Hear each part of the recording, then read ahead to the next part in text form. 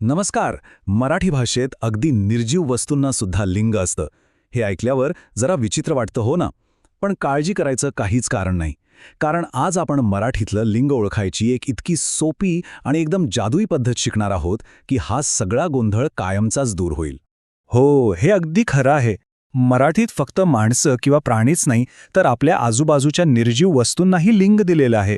म्हणजे अगदी पंखा, खुर्ची, पुस्तक सगळ्यांना. पण मग ते ओळखायचं तरी कसं? हाच तर महत्वाचा प्रश्न आहे नाही का?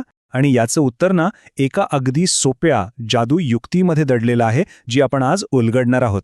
तर ह्या समस्येवर एक भन्नाट उपाय आहे. एक अशी युक्ती ज्यात फक्त 3 छोटे जादुई शब्द वापरले जातात. एकदा का हे 3 शब्द लक्षात राहिले की मग मराठीतल्या कोणत्याही शब्दाचं लिंग ओळखणं अगदी सोपं होऊन जाईल.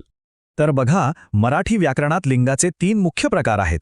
पहिला पुल्लिंग म्हणजे मॅस्क्युलिन जेंडर, दुसरा स्त्रीलिंग म्हणजे फेमिनिन जेंडर आणि तिसरा आहे नपुंसकलिंग म्हणजे न्यूटर जेंडर. चला आता पाहूया ते 3 जादुई शब्द नेमके कोणते आहेत. पुल्लिंगी शब्दांसाठी आपण वापरतो तो, स्त्रीलिंगी शब्दांसाठी आपण म्हणतो ती, आणि जर शब्द नपुंसकलिंगी असेल तर ते. लक्षात ठेवा, तो, ती, ते. झालं. लिंग ओळखणं एकदम सोपं. तर सगळ्यात महत्वाचा मुद्दा हाच आहे. कोणत्याही शब्दाचं लिंग ओळखण्यासाठी त्याच्या आधी फक्त तो, ती किंवा ते लावून बघायचं. जो शब्द अगदी बरोबर बसेल तेच झालं त्या शब्दाचं लिंग. हे अगदी एखाद्या कुलुपासाठी योग्य किल्ली शोधण्यासारखंच आहे, नाही का? चला तर मग ही जादुई युक्ती प्रत्यक्ष उदाहरणांमधून कशी काम करते ते बघूया. म्हणजे ही संकल्पना आणखीनच पक्की होईल. आता बघा, आपल्या नात्यांमधला फरक या युक्तीने किती सहज ओळखता येतो. आपण तो काका म्हणतो म्हणून काका हे झालं पुल्लिंगी, आणि ती काकू म्हणतो म्हणून काकू झालं स्त्रीलिंगी. तसंच तो भाऊ आणि ती बहीण किंवा तो शिक्षक आणि ती शिक्षिका आहे की नाही सोपं. आणि गंमत म्हणजे हाच नियम प्राण्यांनाही अगदी तसाच लागू होतो. आपण म्हणतो तो घोडा, पण त्याच्या स्त्रीलिंगी रूपाला काय म्हणतो? बरोबर, ती घोडी. तो वाघ आणि ती वाघीण. बघा, हाच तो ती तेच्या पॅटर्न इथेही एकदम फिट बसतोय. आणि आता येऊया आपल्या मूळ प्रश्नाकडे. निर्जीव वस्तूंना लिंग कसं असतं? तर याच नियमाने. आपण तो वर्ग म्हणतो, ती शाळा म्हणतो आणि ते पुस्तक म्हणतो. म्हणूनच तो पंखा हे झालं पुल्लिंगी आणि ती खुर्ची झाली स्त्रीलिंगी. यावरून कळतं की हा नियम खरंच सगळीकडे लागू होतो. चला आता एक गंमत करूया, एक छोटीशी ॲक्टिव्हिटी. असं समजा की आपण आजूबाजूच्या वस्तूंवर बोट ठेवतोय आणि त्यांचं लिंग ओळखायचा प्रयत्न करतोय. तयार? चला तर मग माझ्यासोबत म्हणा. चला, सूर्याकडे बोट दाखवून मोठ्याने म्हणा, तो सूर्य. छान. आता रात्रीच्या आकाशातल्या चांदणीकडे बोट दाखवून म्हणा, ती चांदणी. अगदी बरोबर. आणि आता वरती पसरलेल्या विशाल आकाशाकडे बोट दाखवून, ते आकाश. उत्तम.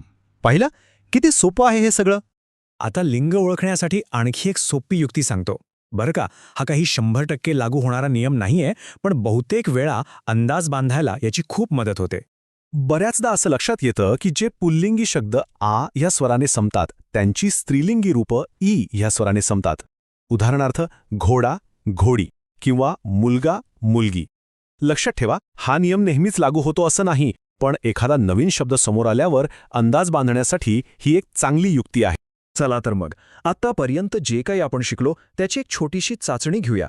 आता ही जादुई युक्ती वापरण्याची वेळ आलीय. पहिला प्रश्न आहे, पाहुणा या शब्दाचं स्त्रीलिंगी रूप काय असेल? आपण म्हणतो तो पाहुणा.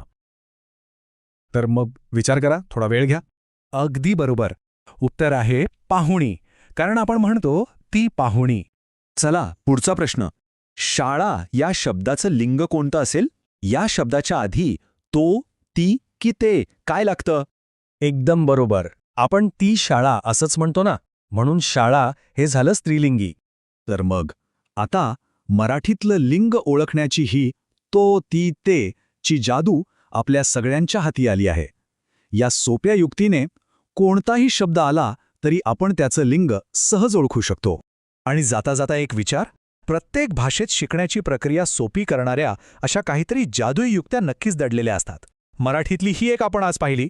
मग विचार करायला हरकत नाही की अशा आणखी कोणत्या युक्त्या असतील ज्यामुळे कोणतीही भाषा शिकणं अधिक सोपं आणि मनोरंजक होऊ शकतं.